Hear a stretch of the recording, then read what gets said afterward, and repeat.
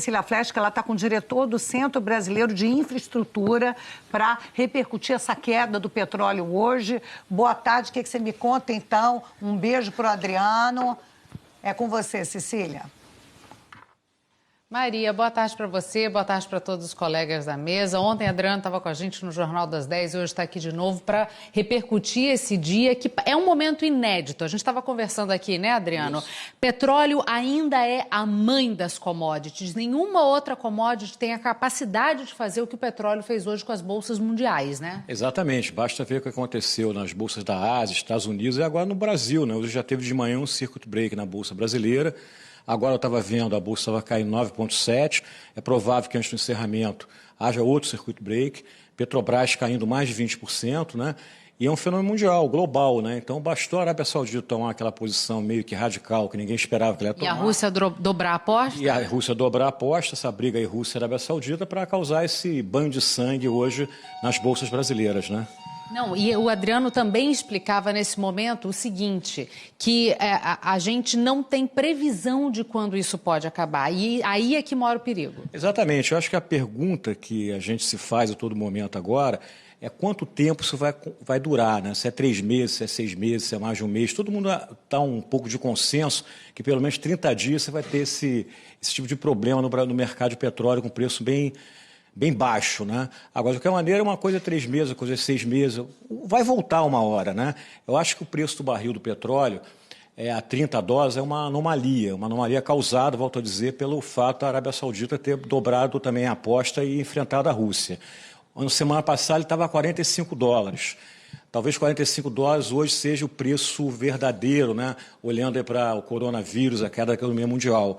Não é 50, 60. 50, 60, só se a economia voltar a crescer 0,5, 0,6, volta para 50, 60. E com essa mudança de patamar, o que a gente pode esperar, por exemplo, para empresas como a Petrobras? Eu acho que todas as petroleiras estão perdendo. Por isso que eu acho que esse preço não fica muito tempo em 30, 35, 36, porque é um preço que só tem perdedor, né? As petroleiras e os países produtores de óleo. Então, acho que caminha para um negócio em torno de 40, voltar em termos de 45, entre 45 e 50 no curto prazo. Agora, isso vai mudar tudo na economia mundial, né?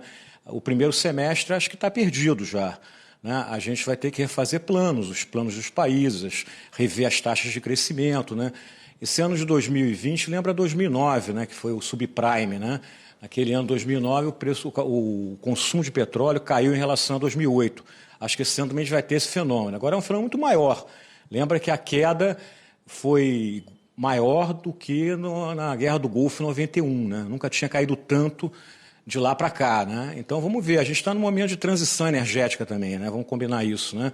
Uma transição pessoal, não, agora o petróleo vai ser menos usado. Com certeza vai, mas o fato é que esse evento aí, onde o coronavírus contaminou o petróleo, mostra que o petróleo realmente ainda é, assim, uma mercadoria muito valiosa e deverá ser nos próximos anos, né? A gente está longe de se afastar aí dos combustíveis fósseis. Mais cedo a conversa no estúdio também dizia muito respeito com relação aí aos países, às cidades, vamos dizer assim, os ambientes que dependem da economia ligada ao petróleo. É um caso aqui do Rio de Janeiro, a gente sabe disso. Como é que ficam esses locais que dependem aí do que é gerado pelo petróleo? Olha, vai depender outra vez muito de quanto tempo demore e a que patamar esse preço vai ficar. Se vai ficar $40, 45, 35... A gente fez uma conta aqui no CBE que se o preço ficar em $40, a arrecadação de royalties esse ano vai cair 20 bilhões de reais. Não Rio de Janeiro, Brasil como um todo, né? Agora, o Rio de Janeiro é a principal vítima, né? Porque 80% dessa arrecadação de royalties está no Rio de Janeiro, né? Então, realmente, e fora o seguinte, as receitas dos estados vão cair também, né? Porque preço mais barato de gasolina e diesel, quando incidir o percentual de ICMS, vai incidir num valor menor. Então, isso também vai ser uma crise de receita para os estados fantásticas. Daí que eu acho que existe a probabilidade do governo entrar com a CID, né? Porque aí você vai ter uma queda do preço da refinaria e uma elevação de imposto. Então, no final, você vai ter um preço maior do que se você não tivesse CID. Mas também isso aí vai permitir que a receita de estados não caiam tanto, porque o Estado está tudo quebrado, né? Não tem nenhum Estado brasileiro em boa situação fiscal. Mais cedo se explicava um pouquinho disso no Estúdio I, né? Maria, Daniel, Flávia, André, sobre como é que você explica para a população que você vai ter que aumentar o imposto para o preço da gasolina não ficar tão baixo assim, sendo que a gente viu uma greve dos caminhoneiros há 3 anos aí que pedia justamente uma redução no preço dos combustíveis. Como é que fica essa situação? Como é que você explica para a população que você depende, talvez, de um preço regulado ali para não ter uma desestruturação geral? Eu acho que a população tem que entender que a gente está vivendo um momento ímpar, né? Um momento assim de guerra de preço. Né? E a CID é um imposto completamente diferente do ICMS. O ICMS é um imposto, um percentual que incide lá sobre o preço da gasolina e do diesel. A CID é um imposto que varia de 0 até um determinado valor. Então, da mesma maneira que você hoje pode subir a CID, daqui a 2, 3 meses, por exemplo, se o petróleo voltar a 50, 60 dólares, você reduz a CID também. Né? Então, e outra coisa, né? A CID também tem um certo cunho ambiental. Né?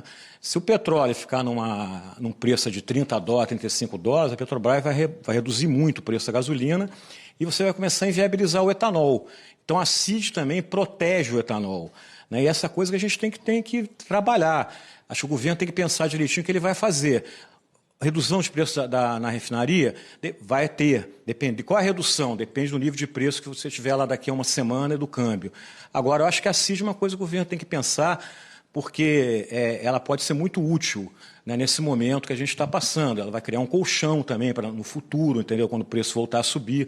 O problema todo é que recentemente houve essa discussão de imposto, onde o presidente Bolsonaro desafiou os estados, os governadores a zerar o ICMS. Então, agora o pessoal fala, ele desafiou a zerar o ICMS, agora que ele quer entrar com a CID e aumentar imposto. Mas, primeiro, são conjunturas completamente distintas, naquele momento que ele falou e agora, e segundo, são impostos completamente distintos também. Adriano Pires, diretor do Centro Brasileiro de Infraestrutura, tentando explicar um pouquinho para a gente do que a gente ainda vai ver pela frente. Maria? E explicou muito bem, né? Ele foi claríssimo em explicar a diferença, por exemplo, da CID para outros tipos de impostos, né? Que ela tem, inclusive, um cunho ambiental. Adorei, beijos para ele e beijos para você, minha caríssima Cecília Flesch.